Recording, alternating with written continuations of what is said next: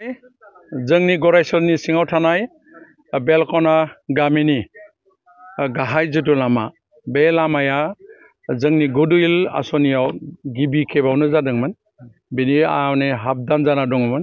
दिनै आरोबाव 1 किल'मिटारनिबो बांसिन माने जोङो आरो फिन खेबसेबाव अर्डार मोननो हाबाय गहेदआव। बिनिनो दिनै बेखेवनाय हाबाफारिमोन। दा बे हाबाफारियाव मानावगिरि जोंनि ब्लक कमिटिनि आफादगिरि देबजित ब्रह्म मानगोनां बिथाङाबो दङमोन। मानावगिरि जोंनि मिउनिसिपालिटि बर्डनि चेयारमेन कृष्णदास स्वर्गियारि आदा बिथाङाबो दङ। बेवहाय गामिनि गासै रायजो राजाफ्रा जोबोद गोजोननायखौ फोरमायदों। जिहेतु बे लामाया जाफुंसाराखैमोन, दिनै जाफुंनायनि लामायाव। दा बेनिखायनो आं गिबियावनो जोंनि मानावगिरि बिटिआरनि चिफ बिथांखौ समस्तिनि जानानै साबायखर बावहरनाय थाबाय। आरो जोंनि समस्तिनिनो मानावगिरि हांगामा फंबाया नारा नाथा जुजिनानै बे लामाखौ लाबोनानै होफैथारनायनि थाखाय आंनि गोसो गोरबोनिफ्राय साबायखर बावदों। आरो दिनै बिथाङानो नेतृत्व लानानै खामानिखौ मावदों। दा जायखिजाया गरायसर समस्तियाव मानावगिरि चिफ बिथांनि अननायजों 40नि खाथियाव थांबाय थादों लामा बानायनाया। दिनैनि तारिखआव 39 माने लिस्टआव गोलैबाय नैबे लामाया। दा हिसाबै परिबर्तननि बाथ्रा बुङोबा लामानि सायाव मोजांखौनो जादों होननानै बुंनांगोन। आरो अन्य माने बिरोधी दलफ्रा जेबोखौनो जायाखै होननानै बुंनो नागिरो। नै बिटिआर सरकारनि नैबे सरकारनि माबाजों जेबो उन्नति जायाखै, परिबर्तन जायाखै होननानै। आं बेनिखायनो माने बिपिएफ दोलोनि सासे बेक्तिया बुंदों, कामाल आजाद दाङरिया माने बिथाङा बुंदों जे माने बिटिसिआव जेबो उन्नतियानो जायाखै, परिबर्तनानो जायाखै। दा बेनोथ' जोंनि गरायसर समस्तियाव 40तानि खाथियाव थांनो हानाय 39ता लामा जानायाथ' खम नङाना। बेबो मोनसे सोलायथाय। जेराव माने जोंनि माने 40ता समस्तिनि गेजेराव गोदानै जानाय मोनसे जिल्ला, बे जिल्लाया जाबाय तामुलपुर जिल्ला।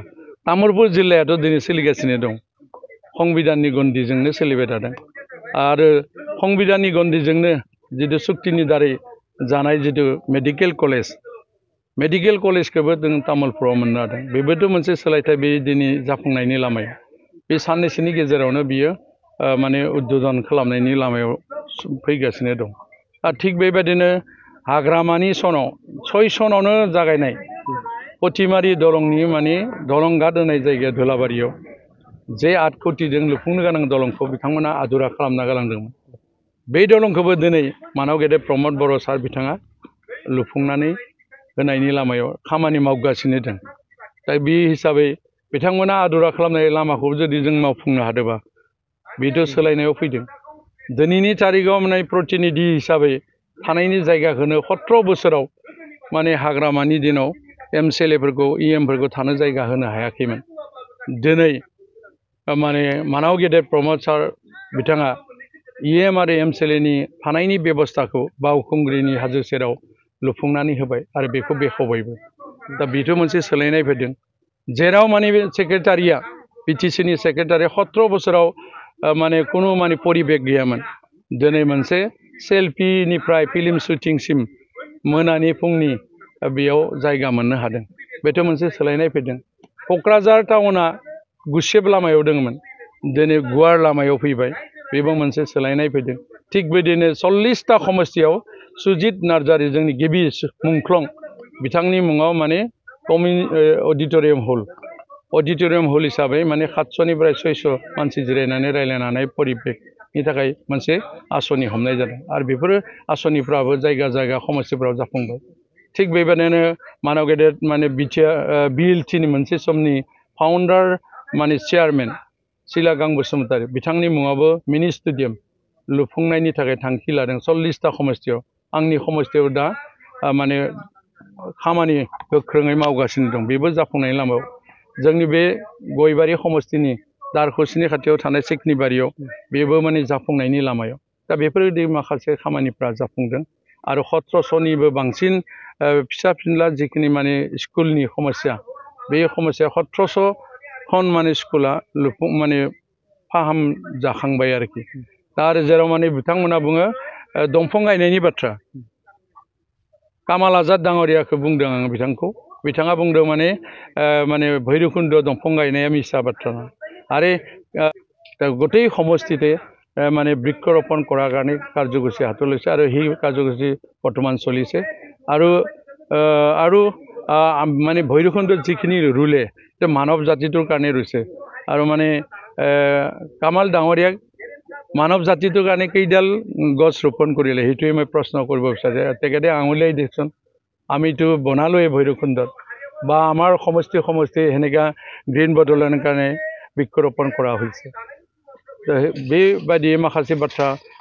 आङो माने सोंखानो लुगैयो जायखिजाया जाय जिनिसा गैयामोन बिटिआर शक्तिनि दारै दिनै माने 5 बोसोरनि लामायाव थांगासिनो शान्तिनि परिबेगा दा बेनिखायनो बिथाङा बुंनो नागिरदों सुइजारलेण्डनि बाथ्रा उदाहरन होयो मानाव गेदे जोंनि बिटिआरनि सिबा मानिबा जाहोनाव सुइजारलेण्डनि मोनसे उदाहरनै बुंदोंमोन जि जायगायाव 17 बोसोराव हाग्रामाया अखान्तिनि जायगा बानायबाय माने नरक बादि जादोंमोन मानसि माहारिजों मानसिजों थांलाय फैलाय खालामनायनि परिबेगानो गैयामोन बर' अना बर' भातृ-गाति संघर्षनिफ्राय कुनु माने जिकुनु जायगायाव साकरियावनो थां बा आलासि जानो थां बा जिकुनु जायगायाव मोजां शान्तियै थांफिननानै फैफिननो हानाय परिबेग गैयामोन दा बे परिबेगाव नरकनि बादिमोन हाग्रामाया जि समाव माने सरकार बानायदोंमोन दिनै माने 4 बोसोरनिबो बांसिन जितु टाइम जाबाय जेला बेयाव कुनु माने भातृ-गाति संघर्ष जायाखै आरो मोनसे शान्तिनि परिबेग जादों बुंनो थाङोबा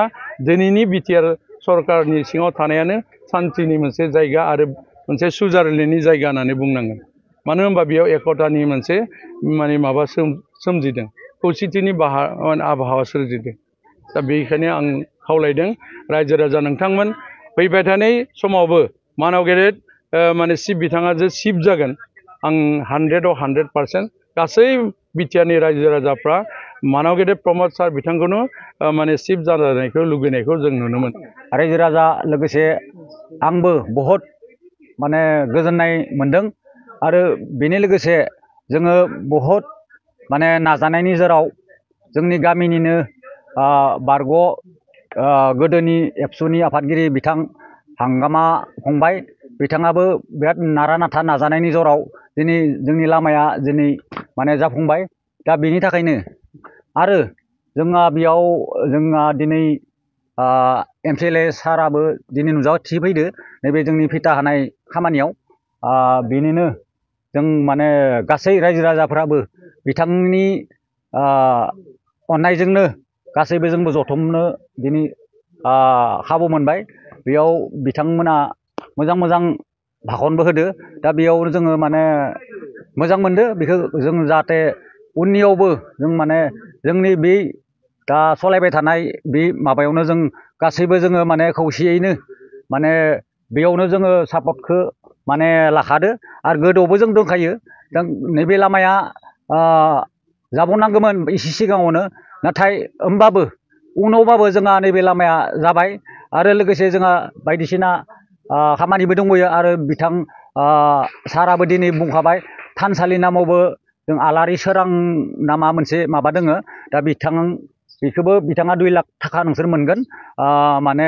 बेखौबो आं माने मोजांखै मिथिगौ बेखौबो जोंनो होगोन होननानै मोनसे आसा होबाय बेखायनो जोङो खोब मोजां मोनदों आरो जाहाथे जोङो सेरखाय बेरखाय गैयालाबासिनो गासै खामानिखौनो जों जाहाथे माने खौसेयैनो माने मावलांनो हायो जों बेनि थाखायनो माने मोजां मोनदों आरो दिनै आलारि सोरां नामा बेनि नामावबो 2 लाख थाखा होनायनि मोनसे घोषणा खालामबाय आरो लामायाथ' दिनै फिथा खाबायानोखा इतिमध्य जाबाय दा आलाय माथो बुंबावनो नङा होमबा आं दा बेखिनिखौनो बुंनानै जिरायथ'बाय आरो गामिया औगुरि बेलकना बिथिं औगुरि बेलकना बुङो आरो जोंनि गामिखौ